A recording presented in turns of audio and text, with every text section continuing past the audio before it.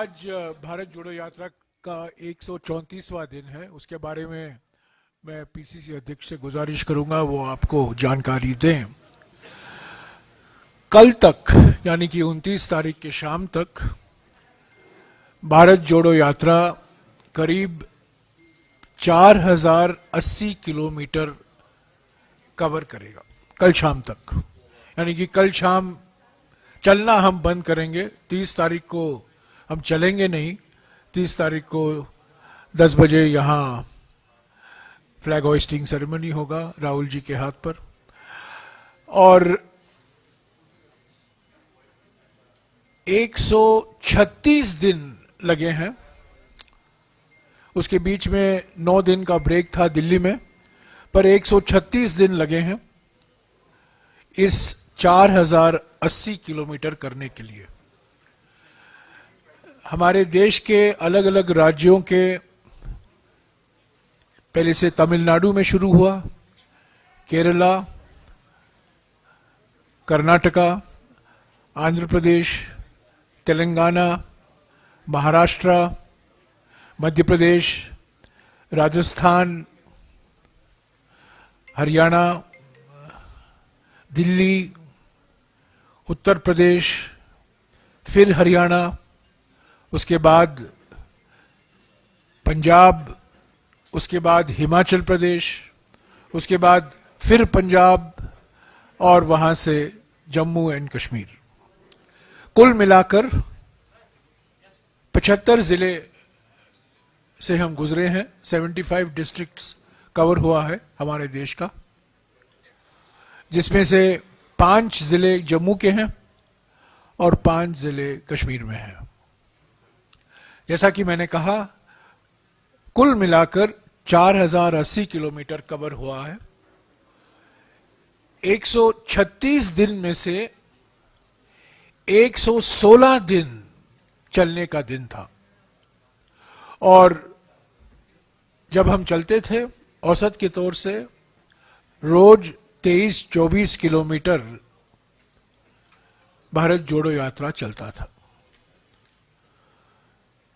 आप जानते हैं कल दोपहर को 3 बजे राहुल जी प्रेस को संबोधित करेंगे। करीब 1 घंटे का होगा, क्योंकि ये आखिरी प्रेस कॉन्फ्रेंस है।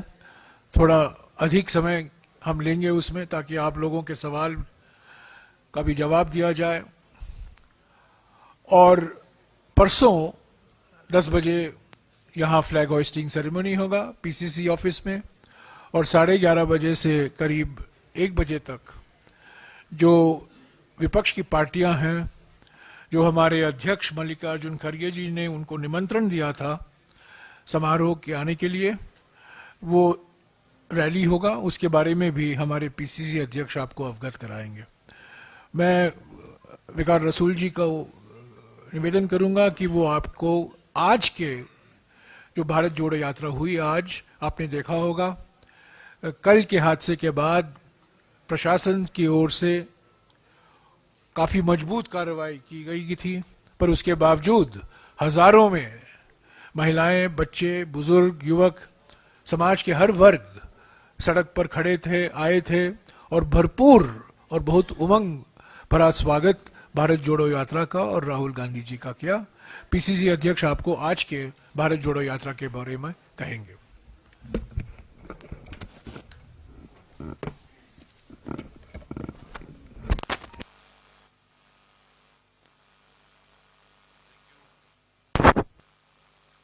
Hello, thank you Jairam Ramesh ji, हमारे जो मीडिया के इंचार्ज है ऑल इंडिया के, हमारी Rajni Patil ji incharge Jammu Kashmir, honourable MP भी हैं, Ghulam Ahmad Mir sahab former PCC president, chairman media department AICC Pawan Khera ji, हमारे Bharat Solanki sahab former union minister, Naeem Afzal sahab spokesman हैं एआईसीसी के, मनोज यादव जी हमारे ज्वाइंट सेक्रेटरी हैं, को इंचार्ज हैं जम्मू कश्मीर के, रविंदर शर्मा जी हमारे चीफ स्पोक्स पर्सन, इनका नाम अच्छा सॉरी विनीत पूनिया जी ऑल इंडिया कांग्रेस कमेटी के सेक्रेटरी हैं, इंचार्ज कम्युनिकेशन डिपार्टमेंट। तो भाइयों, आपका बहुत बहुत शुक्रिया कि हम आपको बुलाते हैं और आप हमेशा हमारी गुजारिश पे अपने कैमरा और पूरा सिस्टम लेके पहुंच जाते हैं। बहुत बहुत शुक्रिया सबका। जैसा आपने देखा कि कल हजारों की तादाद में जो कल सुबह से शुरू हुआ था प्रोग्राम बनिहाल में भी, और उसके बाद काजीगुंड में किस तरीके से लोग विदाउट एनी गाड़ियां, कोई भी हमने चीज लोगों को नहीं दी थी कि लोगों को लाया नहीं गया था, लोग खुद आए थे और सैकड़ों हजारों की तादाद में लोग आए थे। और वहां पे सिक्योरिटी फोर्सेस कम पड़ गई थी। मैंने ये नहीं, एडमिनिस्ट्रेटिव फेलियर तो है ही, वो का इसलिए पड़ा शायद गवर्नमेंट को पता नहीं था कि इतनी तादाद लोगों की आएगी, तो उसके बाद यात्रा को सस्पेंड करना पड़ा मजबूरन। तो आज जो सुबह से यात्रा शुरू हुई, टोटल 13-14 किलोमीटर की यात्रा थी, और आपने देखा कि इतना स्ट्रिक्ट जो है पूरे रोड्स जो हैं बंद किए गए थे, ट्रैफिक सारा बंद किया गया था, लोगों को काफी दूर से आना पड़ रहा था, उनकी मुश्किलातें थी, और हमें फोन भी आ रहे थे लगातार कि हमें छोड़ा नहीं जा रहा है। लेकिन उसके बावजूद भी लोग घरों से निकले, औरतें, बच्चे और खासकर हमारे यंग यूथ, नौजवानों की तादाद बहुत ज्यादा थी। तो राहुल जी चले, महबूबा जी का शुक्रिया, उन्होंने भी यात्रा में पार्टिसिपेट किया। उसके बाद हमारी ऑल इंडिया कांग्रेस की जनरल सेक्रेटरी प्रियंका गांधी जी भी शामिल हुई। तो बहुत ज्यादा भीड़ है। तो मैं ये कहूंगा जम्मू कश्मीर के लोगों का, पहले तो पूरे हिंदुस्तान के कन्याकुमारी से लेके जो जम्मू कश्मीर तक लोगों ने स्वागत किया, लाखों की तादाद में, हजारों की तादाद में भीड़ ने, हर तबके ने, हर नस्ल, रंगो नस्ल ने राहुल जी का जितना स्वागत किया, मुझे लगता है दुनिया में इतना स्वागत किसी का नहीं हुआ होगा। लेकिन बाद में जम्मू कश्मीर के लोगों ने हमारे लखनपुर से लेके जम्मू तक कंटिन्यूअसली यात्रा चली, कहीं भी एक जगह भी हमने गाड़ी में यात्रा नहीं चलाई। कंटिन्यूअसली लखनपुर से लेके सतवारी तक हम लगभग 100 किलोमीटर चले, और इतना जबरदस्त रेस्पॉन्ड मिला लोगों का, इतना भारी रिसेप्शन मिला। और उसके बाद नगरोटा भी वैसा ही, उधमपुर भी, रामबन भी, बनिहाल से लेके फिर काजीगुंड में आपने देखा कि इतना मजमा, और आज लोग खेतों में दौड़ रहे थे, औरतें दौड़ रही थी, हमारी महिलाएं दौड़ रही थी, इतना जबरदस्त रिसेप्शन मिला।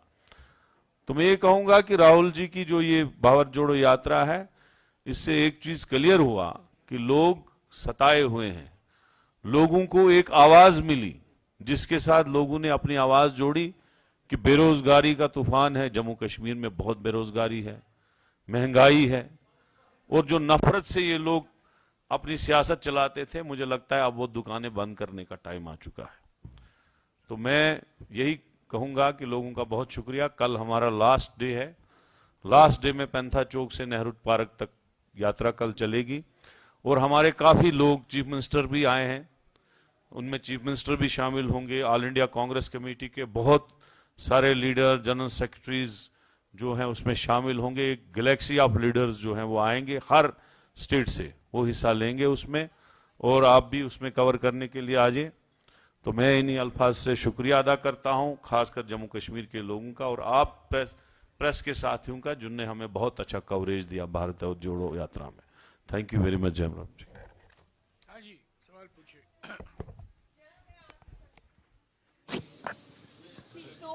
The thing is that you were talking about Monday where opposition party leaders have been invited, but there are certain opposition parties like the SP, BSP, TMC who've already said they're not going to be seen and a part of that rally. They're not able to make it. Would you see that as a setback? No, absolutely not. I believe somebody from BSP is coming. I'm not entirely sure. But I don't see the absence of anybody who has been invited not being present. They may have other preoccupations. I know, for example, the president of the JDU, whom I have spoken to personally, is in Nagaland on his election campaign. So there are many people. Mr. Devegowda has written a letter to Mr. Rahul Gandhi expressing full support and appreciation for the Bharat Jodo Yatra, but expressing his inability to come personally. So I don't see this as a setback. First of all, let me make it absolutely clear that the function on the 30th is not a coalition building exercise. The function on the 30th was an invitation extended in good faith to like-minded political parties who we believe oppose the policies and the programs of the BJP. It is not to build a platform for 2024.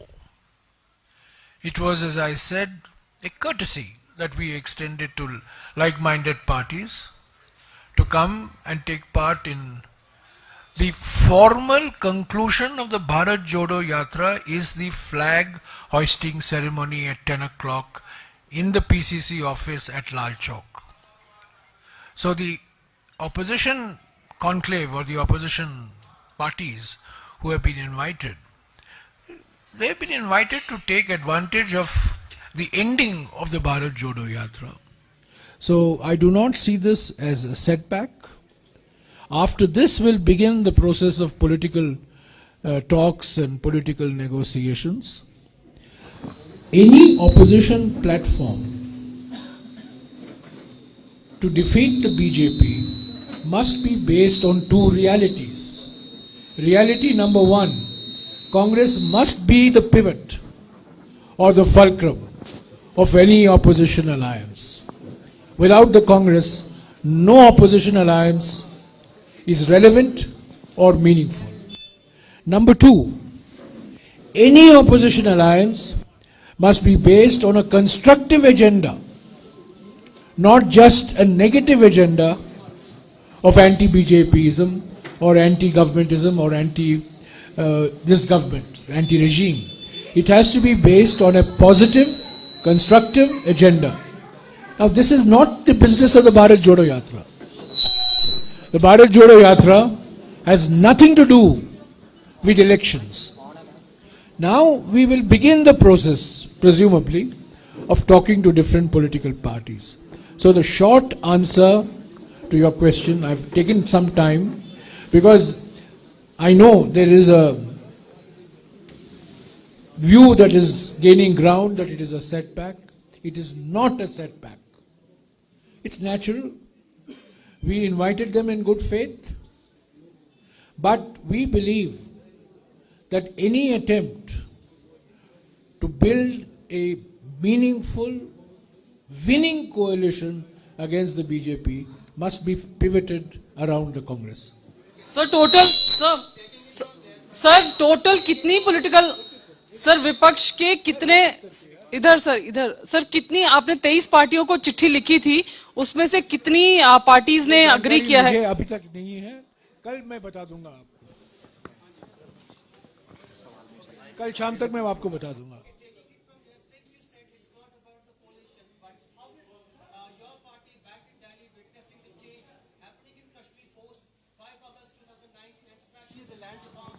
Recently, there was an order by the revenue department wherein the hoteliers, the people who had taken the properties on the lease, they were asked to relinquish their properties. One, and second, recently the fresh order about the encroachments, the eviction of the properties. How is Congress, Congress analytics on these happenings as far as? Mr. Gandhi has replied to this question in Jammu, and I'm sure he will reply to this question tomorrow in Srinagar as well. Let me say that in the context of the Bharat Jodo Yatra, there are many political issues in Jammu and Kashmir of day-to-day concern. Now, the Bharat Jodo Yatra is not meant as a forum to address these day-to-day concerns. There are day-to-day concerns, there are larger concerns. But we believe, the Congress party believes, and Mr. Gandhi has articulated this earlier, restoration of democratic process in Jammu and Kashmir is of utmost urgency and priority. Number one, the restoration of the status of a full-fledged state to Jammu and Kashmir is priority number two. It must engage the attention of those in Delhi. And there are issues of land, there are issues of jobs, which also need to be addressed through legal and other administrative measures. But all this has to be done only when the democratic process is restored fully and Jammu and Kashmir is once again a full-fledged state of the Indian Union, with Ladakh enjoying the constitutional powers under Schedule 6. The difference between a UT and a Schedule 6 area is that in a UT, the administration is in the hands of a joint secretary in the Home Ministry sitting in Delhi. But in a Schedule 6 area, which is empowered by the Indian Constitution, the elected representatives manage their own affairs. So this is all I will say today. You can ask this question again tomorrow of Mr. Gandhi.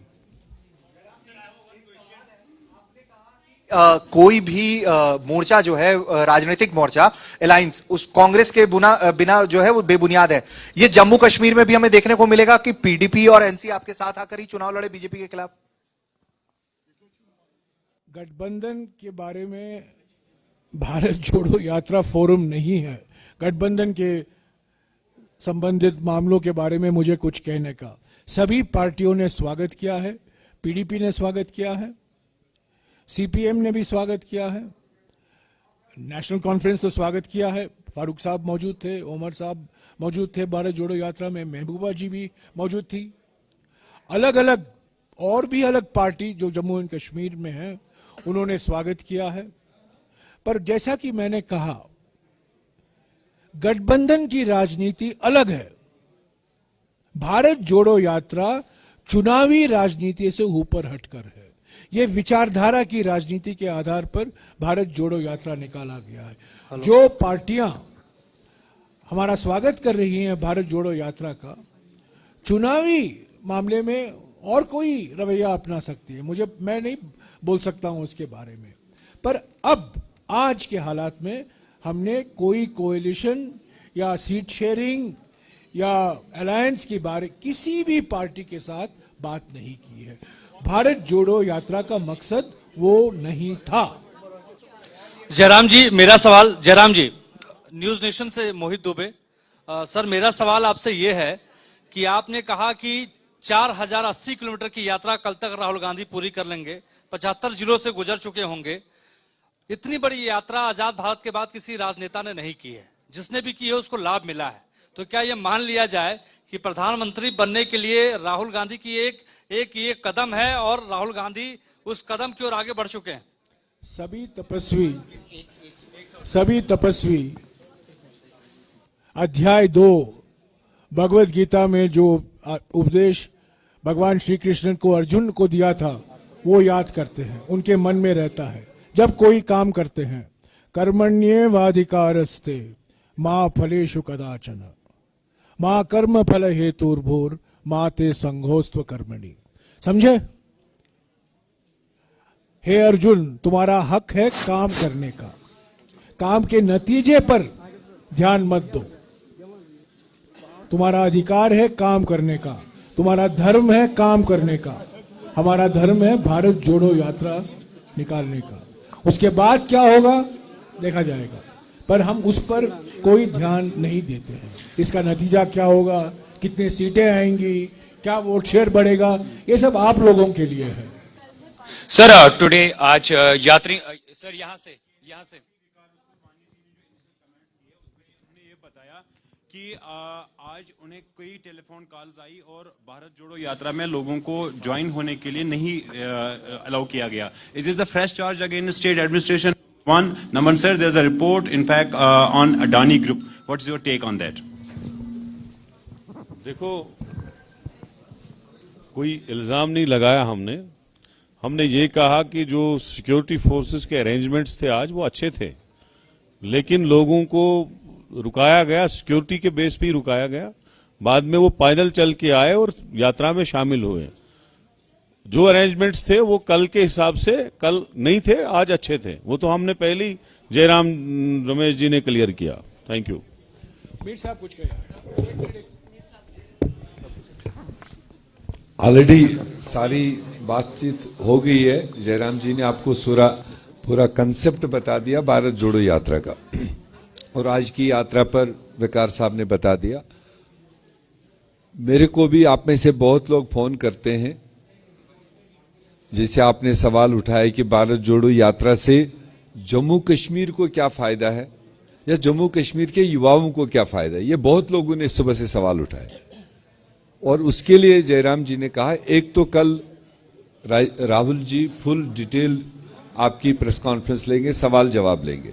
जो कोई उस तरह का सवाल हो आप कर सकते हैं। और दूसरी बात, भारत जोड़ो यात्रा के जो उद्देश्य, जो इसका एजेंडा रहा, हम तो उसका हिस्सा हैं। नफरत को रोकना है, क्योंकि उसकी सबसे ज्यादा भुक्तभोगी तो जम्मू कश्मीर है। अगर कन्याकुमारी से आवाज उठी तभी तो इतनी भीड़, इतने लोग सड़कों पर आ रहे, उनको लग रहा है कि कोई हमारी आवाज लेकर 5.5 मिनट से चल के आ रहा है। उनको छू रहा है दिल को कि जिस हालात को हम फेस कर रहे हैं और यहां पर किसी को बात करने की इजाजत नहीं, उसी जज्बे को रिप्रेजेंट करते हुए राहुल गांधी जी आए। सबसे बड़ा फायदा जम्मू कश्मीर के लोगों को वो है। दूसरा फायदा महंगाई। जब वो कह रहे हैं देश में महंगाई बढ़ रही है, गरीब का कमर टूट रहा है, क्या जम्मू कश्मीर अमेरिका है? क्या जम्मू कश्मीर में गरीब नहीं है? हम तो बाकी रियासतों के मुकाबले में ज्यादा गुर्बत है, परसेंटेज में 80% गुर्बत है। जब महंगाई बढ़ी तो उसका असर हम पर सबसे ज्यादा है। अगर राहुल गांधी जी वो महंगाई की बात उठा रहे हैं तो उसमें जम्मू कश्मीर के लोगों की भी बात है। अगर अनएम्प्लॉयमेंट की बात है, बेरोजगारों को रोजगार दो। उन्होंने अपनी जबानी जम्मू में कहा पूरे देश में बेरोजगारी है, मगर सबसे ज्यादा परसेंटेज में 23% से ज्यादा जम्मू कश्मीर में बेरोजगारी है। यहां पर कोई और साधन नहीं हमारे नौजवानों को। और अगर कन्याकुमारी से 150 दिन राहुल गांधी जी ये लगातार प्रेस कॉन्फ्रेंस में उठाते आए कि देश में बेरोजगारी बढ़ रही है, नौजवानों को रोजगार नहीं है, क्या वो जम्मू कश्मीर के नौजवानों की बात नहीं कर रहे हैं?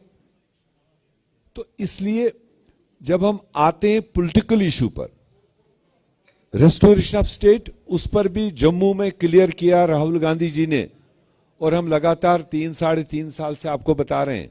5 अगस्त के वाक़े को अनडेमोक्रेटिक हमने करार दिया और अनकॉन्स्टिट्यूशनल तरीके से जम्मू कश्मीर के फैसले हुए, और उस पर 5 अगस्त के पार्लियामेंट के फैसले के बाद 6 अगस्त को कांग्रेस कमेटी की वर्किंग कमेटी की मीटिंग हुई, तमाम सीनियर लीडर थे, उसका एक रेजोल्यूशन पास हुआ।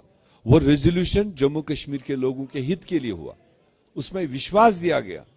और यही वर्ड उसमें है जो मैं आपको बता रहा हूं कि कांग्रेस पार्टी ने पूरे देश के सामने क्लियर किया कि गैर जमहूरी, गैर आईनी तरीके से फैसले लिए गए, और वो स्टैंड कांग्रेस पार्टी का आज भी है। और जमहूरियत को बहाल करने की बात, प्राइम मिनिस्टर के लेवल पर ऑल पार्टी मीटिंग हुई पिछले साल, कांग्रेस पार्टी ने वहां एजेंडा दिया, वो एजेंडालेस मीटिंग थी, और डिबेट हुआ, एग्री हुआ था कि डिलिमिटेशन पहले होगा, इलेक्शन होगा, स्टेट की बात करेंगे। जबकि हमने रखा था डिलिमिटेशन के बाद पहले स्टेट वापस करो, उसके बाद इलेक्शन कराओ। उनके 72 मिनिस्टर यहां आपके सामने घूम के जाते हैं, पिकनिक करके जाते हैं, देश को प्रेस कॉन्फ्रेंसेस देते हैं। जम्मू कश्मीर सब नॉर्मल, यहां तरक्की का दौर, यहां रोजगार का दौर, ये पूरे देश को सुनाया जाता है। मगर अंदर की हालत हमारी क्या है वो आप जानते हो, और ये भारत जोड़ो यात्रा ने वो देखा। जयराम जी आपसे सवाल है मेरा। हाल ही में जयराम जी आपसे सवाल सर। एक मिनट। 1983 में हमारे देश के एक बड़े नेता जो प्रधानमंत्री बने, चंद्रशेखर जी ने भारत यात्रा निकाला, पर वो भारत यात्रा कन्याकुमारी से दिल्ली तक की था। तो पहली बार कन्याकुमारी से कश्मीर तक ये यात्रा निकाली गई है, पहली बार हुआ है। ऐसा यात्रा पहले एक ही बार हुआ था जो चंद्रशेखर जी का भारत यात्रा था, और वो 3000 किलोमीटर कन्याकुमारी से दिल्ली तक ही था। हाँ जी। हाँ और sir, hello sir sorry, Adani के मामले में कल मैंने एक लंबा वक्तव्य दिया है, लंबा स्टेटमेंट रिलीज किया, वो आपने पढ़ा होगा।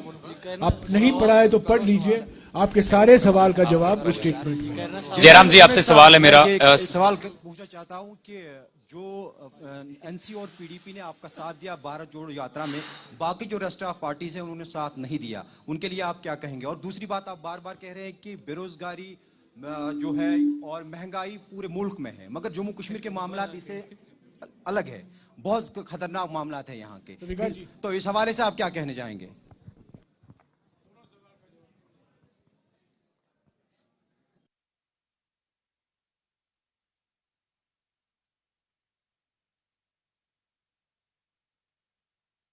नेशनल कॉन्फ्रेंस और पीडीपी ने आपकी भारत जोड़ो यात्रा का साथ दिया, मगर बाकी पार्टीज ने साथ नहीं दिया। और दूसरी बात, यहाँ के जो मामलात है वो दूसरों स्टेटों से जरा मुख्तलिफ है।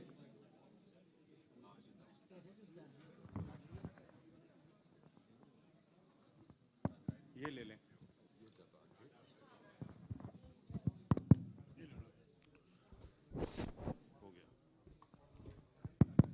देखिए, भारत जोड़ो यात्रा में कन्याकुमारी से लेके यहाँ कश्मीर तक जितनी लाइक माइंडेड सेकुलर पार्टीज हैं, उन्होंने कांग्रेस पार्टी का, राहुल गांधी जी के भारत जोड़ो यात्रा का पूरा साथ दिया। एनसी पीडीपी ही नहीं सही, बल्कि लाल सिंह ने भी सपोर्ट किया। हमारे मुजफ्फर शाह साहब की जो अवामी नेशनल कॉन्फ्रेंस है, उन्होंने भी साथ दिया, वो भी लखनपुर में आए थे और कल भी हमारे साथ पेंथा चौक में ज्वाइन कर रहे हैं। शिवसेना आई, उनने भी साथ दिया। इसी तरह से जेडीयू है, एनसीपी है। अलबत्ता कुछ पार्टियां हैं जिनकी लगाम हमारी रूलिंग पार्टी के हाथ में है, तो शायद उनको वहां से चाबी होगी कि वहां नहीं जाइए, लेकिन हम चाहते थे वो भी ज्वाइन करें, क्योंकि भारत जोड़ो यात्रा, जैसे कि जयराम रमेश जी ने कहा, ये नॉन पॉलिटिकल है, इसका कोई अलायंस के साथ लेना देना नहीं, पीएजीडी के साथ कोई लेना देना नहीं, कोई इलेक्शन के साथ लेना देना नहीं। अलबत्ता जो राहुल जी ने, जैसे मीर साहब ने कहा, 3 मुद्दे थे जिसमें बेरोजगारी, महंगाई और नफरत, फिरका परस्ती, ये 3 चीजें। और हमने इसमें लखनपुर से एक और चीज जोड़ी जो हमारी स्टेट में बहुत इंपॉर्टेंट है, कि हमारी स्टेट को तोड़ के यूटी बनाया गया और 2 हिस्से किए गए, और इलेक्शन यहां पे हो ही नहीं रहा। 9वां साल चढ़ गया, इलेक्शन नहीं हो रहा है। तो लिहाजा हम चाहते हैं कि स्टेट वापस दी जाए। और ये जो 3 मुद्दे राहुल जी के हैं, क्योंकि जैसे मीर साहब ने कहा, सबसे ज्यादा बेरोजगारी जम्मू कश्मीर में है, और कश्मीर में ज्यादा ही है, क्योंकि यहां इंडस्ट्री तक नामो निशानी नहीं है। कहीं जाए कहां लोग, सरकारी नौकरी नहीं मिलेगी, प्राइवेट सेक्टर है नहीं, जाएंगे कहां? हेलो, वो तो फ्रस्ट्रेशन में है हमारे यूथ यहाँ पे। तो ये मसला है। बाकी जयराम रमेश जी, मैं इमरान नाइक को बात कर रहा हूँ यहाँ से। सर प्लीज आप तो कर चुके हैं। मैं इमरान नाइक को कश्मीर न्यूज ब्यूरो से हूँ। जहां तक हम इस यात्रा को अंडरस्टैंड कर चुके हैं, 4 बातें। एक तो आप फैसिस्ट सिस्टम के खिलाफ यात्रा चला रहे हैं, दूसरा आप अनएम्प्लॉयमेंट की बात करते हैं, तीसरा आप ये कह रहे हैं कि मुल्क में नफरत है। क्योंकि आज यात्रा हमारी कश्मीर वैली में है, तो हम कश्मीर के ही पॉइंट ऑफ व्यू से आपसे कुछ बातें जानना चाहेंगे। सवाल जी, वही सवाल ही मैं पूछूंगा। यहाँ डिफरेंट पॉलिटिकल पार्टीज ने अपना अपना पॉलिटिकल एक्सपेरिमेंट किया है 1947 से, और आज इतिहास में नहीं, आप सुनिए ना सर, सवाल कीजिए, आज का सवाल कीजिए। 53 से 2022 तक हमने चीफ मिनिस्टर से एलजी और गवर्नर वगैरह सवाल कीजिए। इस वक्त कांग्रेस का क्या विजन है जहां तक जम्मू कश्मीर के पॉलिटिकल सिनेरियो का ताल्लुक है? मीर साहब ने आपको कहा है बिल्कुल स्पष्ट भाषा में, हमारी प्राथमिकता क्या है। हमारी प्राथमिकता है कि जम्मू और कश्मीर को full fled state rule restore करना जरूरी है और उसके बाद इलेक्शन कराना जरूरी है विधानसभा के लिए। इससे और कोई साफ भाषा में और कोई जवाब नहीं दे सकता।